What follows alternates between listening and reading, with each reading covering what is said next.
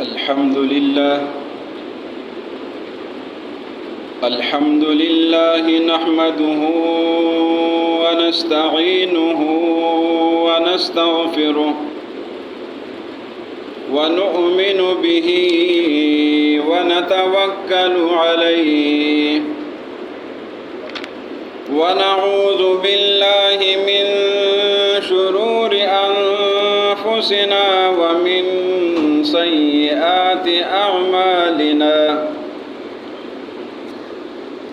من يهده الله فلا مضل له ومن يضلله فلا هادي له ونشهد أن لا إله إلا الله وحده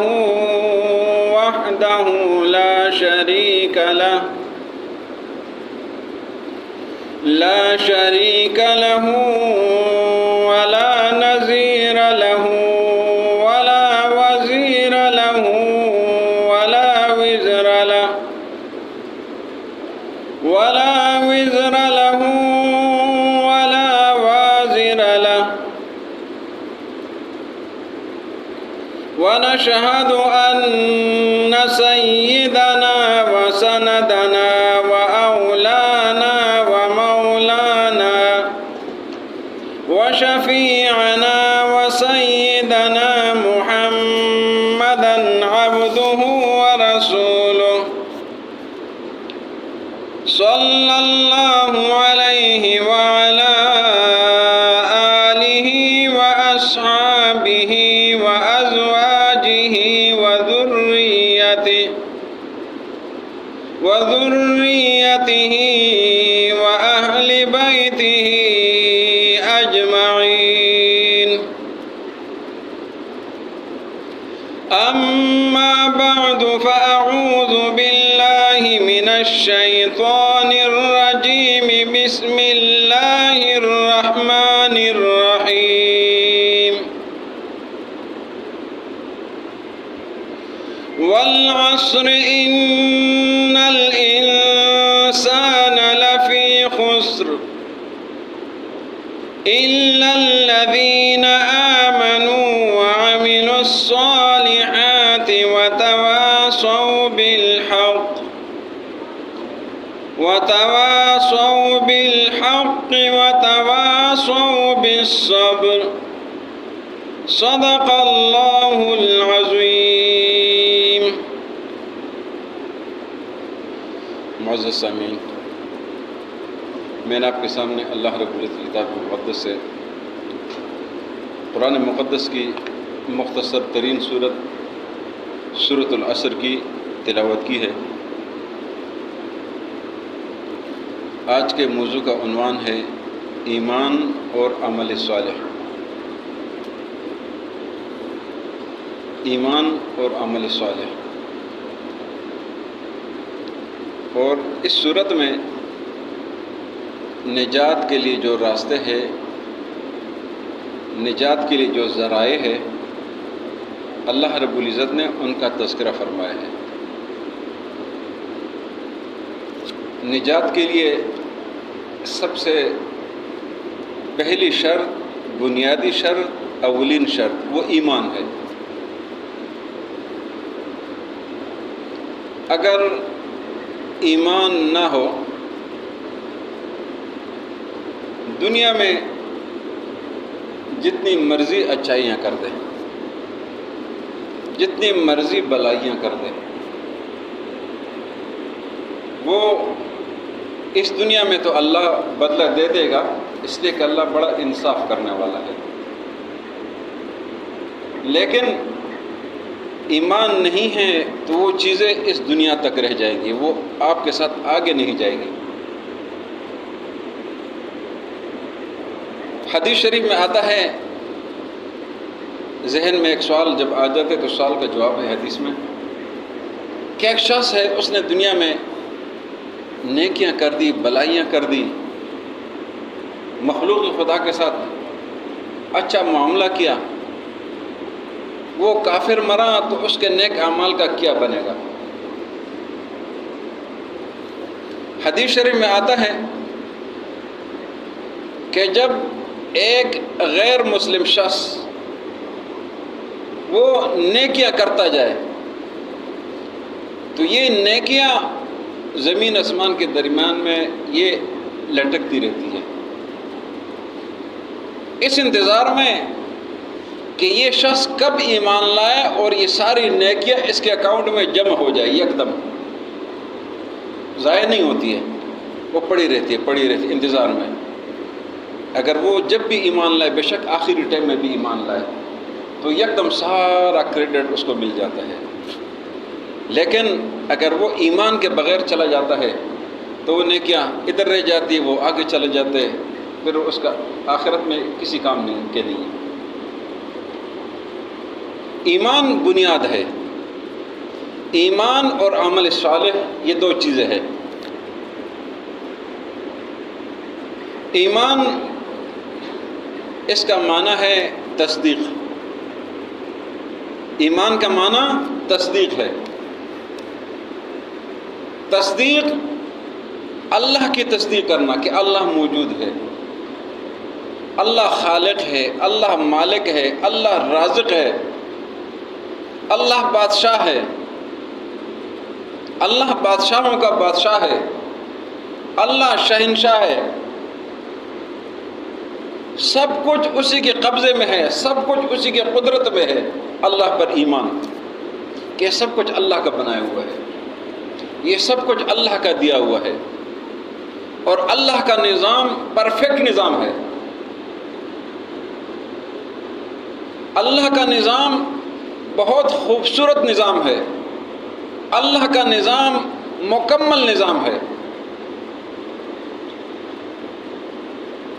اور اگر آپ اس پر تھوڑا سا غور و فکر کریں نا، پھر آپ کو پتہ چل جائے گا کہ اللہ کا نظام کیسا ہے۔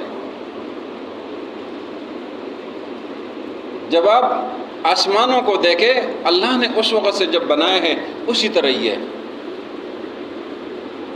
زمین بنائی ہے اسی طرح ہے، انسان بنایا ہے اسی طرح ہے۔ اللہ کی تخلیق میں کوئی ماڈیفیکیشن نہیں ہے، یہ اللہ کی قدرت کا کمال ہے۔ اللہ کے نظام میں کوئی ماڈیفیکیشن نہیں ہے۔ دنیا کی چیزیں آئے دن تبدیل ہوتی رہتی ہے، آئے دن تبدیل ہوتی رہتی ہے۔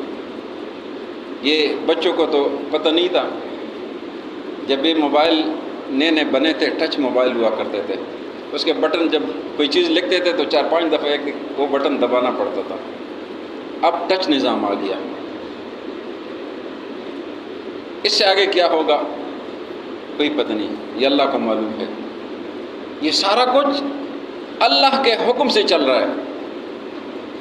25ویں پارے میں پہلے پیج میں اللہ نے فرمایا سنریہم آیاتنا فی الآفاق وفی انفسہم، یہ نظارے ہم ان کو دکھاتے رہیں گے، یہ ترقیاں ہم ان کو دکھاتے رہیں گے۔ یہ اللہ کی مرضی سے ہے، یہ انسان کے بس میں نہیں ہے، ورنہ انسان آج سے پہلے بہت ذہین تھا، بہت کچھ اس کو یاد ہوتا تھا، زبانی یاد ہوتا تھا، وہ کتابیں اس کو یاد ہوتی تھی، کئی جلدوں پر مشتمل کتابیں ان کو زبانی یاد ہوتی تھی۔ 30 جلدوں کی تفسیریں لوگوں نے لکھی اس زمانے میں جب پرنٹ نہیں ہوا کرتے تھے، جب کمپیوٹر نہیں ہوا کرتے تھے، جب یہ نظام نہیں تھا، اس زمانے میں لوگوں نے ایک کتاب ہے، اس کا نام ہے المبسوط، اور کئی جلدوں پر مشتمل ہے۔ وہ جس عالم نے وہ کتاب لکھوائی ہے وہ زبانی لکھوائی ہے، ان کو نظر نہیں آ رہا تھا کہیں وہ قید تھے۔ اس زمانے میں کنویں میں قید ہوتے تھے، کنویں میں تھے، کنویں میں سے اوپر شاگردوں کو کہتے تھے اور شاگرد لکھتے تھے، اور بہت بڑی کتاب لکھی گئی ہے، اس کے پاس کچھ بھی نہیں تھا۔ اتنی ذہانت اللہ نے دی تھی۔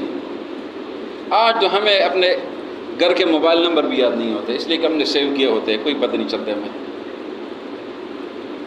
اللہ کا نظام پرفیکٹ نظام ہے۔ اللہ نے انسان کو بنایا ہے جس طرح پہلے دن تک آج تک ہے، اس میں کوئی ذرا بر تبدیلی اللہ نے نہیں کی ہے۔ اتنا پرفیکٹ نظام اللہ نے بنایا ہے،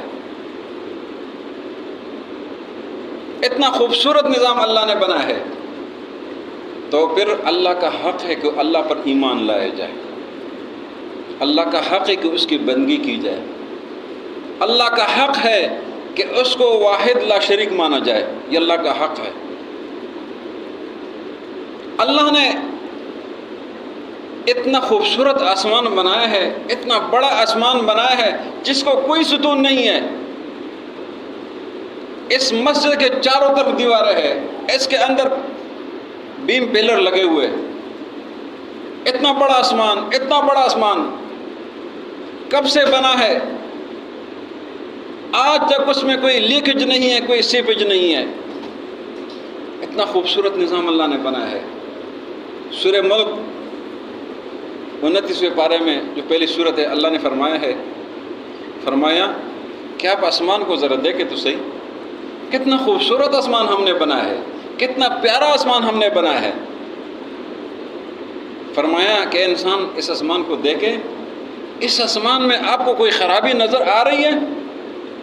ما ترى فی خلق الرحمن من تفاوت، فرمایا فرجع البصر، دوبارہ دیکھے۔ پھر فرمایا تیسری دفعہ ثم ارجع البصر، پھر دیکھے کرتین، بار بار دیکھتے جائے نا، ذرا رات کو کڑے ہو جائے، دن کو تو سورج کے وقت ہم دیکھ نہیں سکتے نا، رات کو کڑے ہو جائے، آسمان کو دیکھے، آسمان کی خوبصورتی کو دیکھے، ان پیارے پیارے ستاروں کو دیکھے، آسمان کی خوبصورتی کو دیکھے، چاند کی خوبصورتی کو دیکھے کہ کس نے بنایا ہے، یہ نظام کس نے فکس کیا ہے؟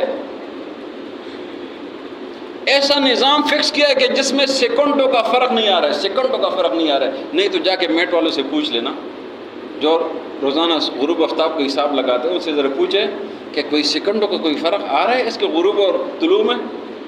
اللہ نے ایسا نظام بنایا، فرمایا ما ترى فی خلق الرحمن ثم ارجع البصر کرتین کرتین کرتین، بار بار دیکھے، بار بار دیکھے، بار بار دیکھے، ینقلب الیک البصر خاسئا، آپ کی آنکھیں تھک جائے گی۔ اگر آپ کوئی نقصان دیکھنا چاہیں تو آپ کی آنکھیں نا امید ہو جائے گی۔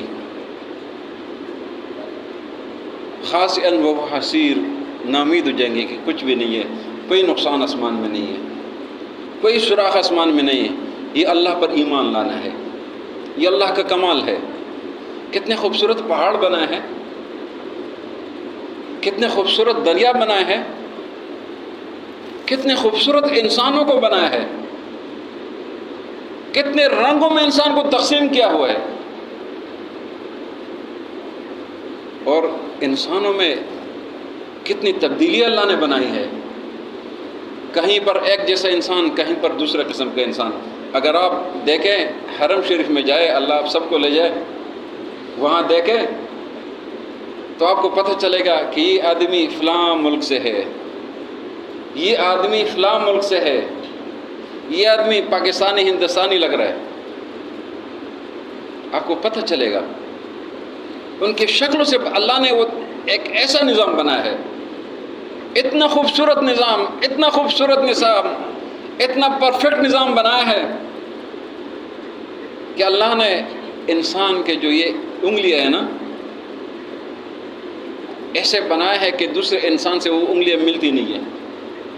یہ اللہ کا پرفیکٹ بنا ہوا نظام ہے، کوئی اس میں دو نمبری بھی نہیں کر۔ آج کل جدید نظام بن گیا، اللہ نے اس وقت قرآن میں فرمایا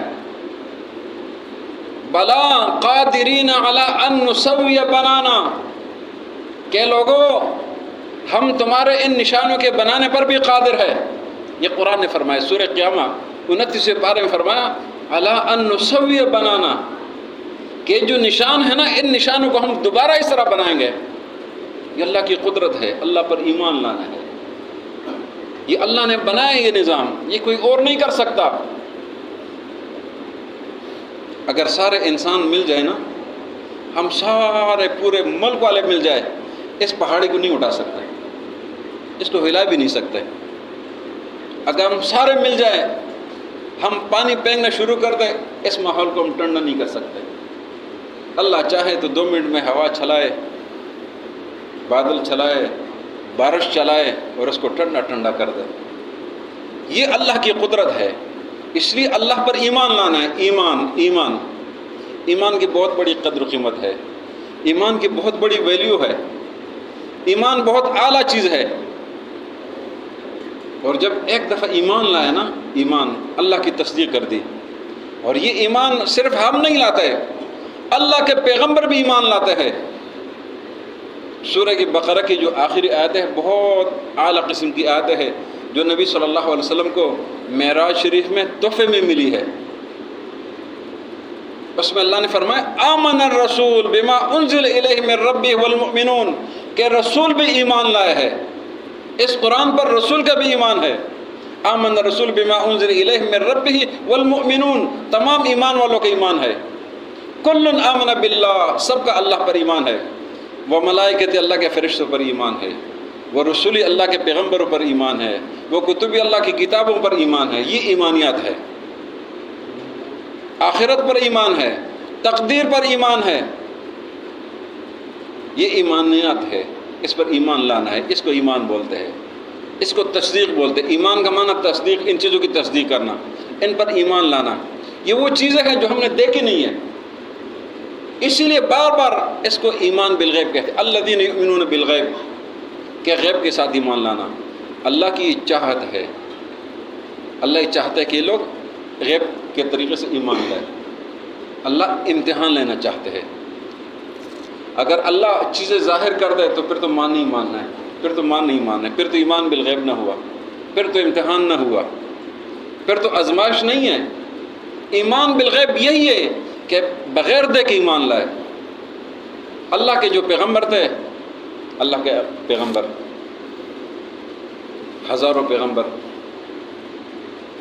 ان کا جو ایمان تھا وہ بالغیب نہیں تھا. اللہ کے پیغمبروں کا ایمان بالغیب نہیں تھا. انہوں نے تو سارے مشاہدے دیکھے ہیں. اللہ کے پیغمبر جو ہے ان کے لیے پیچھے ہٹنا ناممکن تھا. ہم تو کمزور ہیں، ہم تو پیچھے ہٹ جاتے ہیں. ان کے لیے پیچھے ہٹنا ناممکن تھا. وہ شہید ہو جاتے تھے، وہ پیچھے ہٹتے نہیں تھے. ان کے آگے سامنے جو کچھ بھی ہوتا تھا وہ آگے چلتے تھے، اس لیے کہ انہوں نے اپنی آنکھوں سے سب کچھ دیکھا تھا، علم الیقین، عین الیقین کے ساتھ. ان کے لیے پیچھے ہٹنا ناممکن تھا. اللہ کے پیغمبر انہوں نے آگے چلنا تھا. ہمارے لیے ایمان بالغیب ہے. حضور نے تو جنت بھی دیکھا ہے، حضور نے تو جہنم کا نظارہ بھی دیکھا ہے، حضور نے تو پہلا آسمان بھی دیکھا ہے، دوسرے بھی دیکھا ہے، تیسرے بھی دیکھا ہے، چوتھا بھی دیکھا ہے، پانچواں بھی دیکھا ہے، چھٹا بھی دیکھا ہے، تو ساتواں بھی دیکھا ہے، سدرۃ المنتہا بھی دیکھا ہے، عرش معلیٰ بھی دیکھا ہے. ہمارے لیے ایمان بالغیب ہے. اس کو بولتے ایمان، اس کو بولتے ایمان. ایمان لانا، ہر حال میں اللہ پر ایمان لانا، پھر اس میں شک نہیں کرنا. آزمائش آ جائے، امتحان آ جائے، مصیبت آ جائے، اللہ کی طرف رجوع کرنا. ہر حال میں ایمان لانا ہے. اللہ کے دیے ہوئے قانون پر ایمان لانا ہے. اللہ کے دیے ہوئے قانون کو تسلیم کرنا ہے، اس میں شک و شبہ نہیں ڈالنا ہے. فرمایا فلا وربک لا یؤمنون حتی یحکموک فیما شجر بینہم ثم لا یجدوا فی انفسہم حرجا.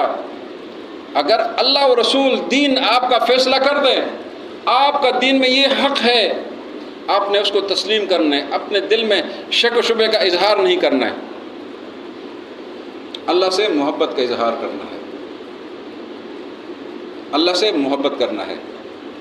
اور دل میں ایمان کی بدولت فرمایا فمن کان یرجو لقاء ربہ فلیعمل عملا صالحا، کہ ایمان والے کون ہیں؟ ایمان والے وہ ہیں جو اس بات کی امید رکھتے ہیں کہ ہماری اللہ سے ملاقات ہو جائے، اللہ کی دیدار نصیب ہو جائے. اللہ ہم سب کو نصیب کرے.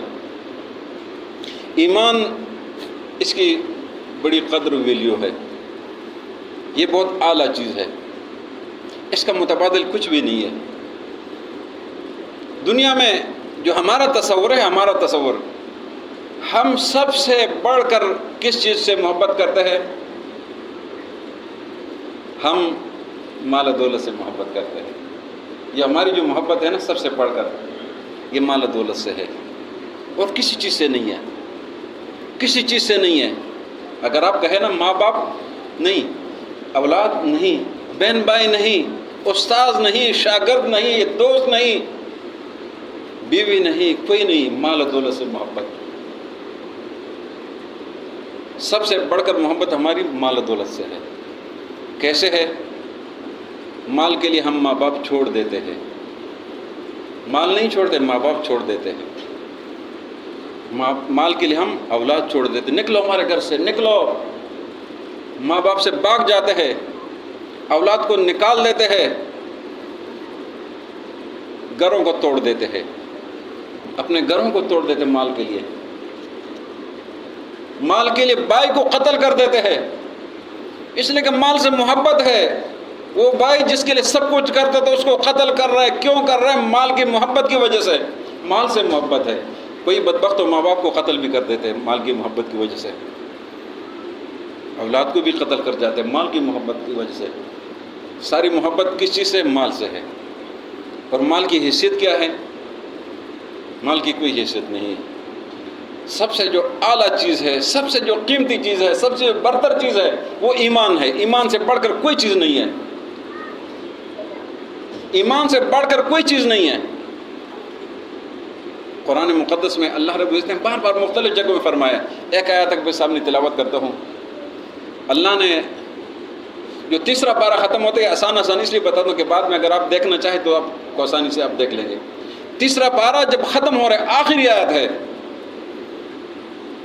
اس آخری آیت میں اللہ نے فرمایا ان الذین کفروا لو ان لهم ما فی الارض جميعا ومثله معه لافتدوا به۔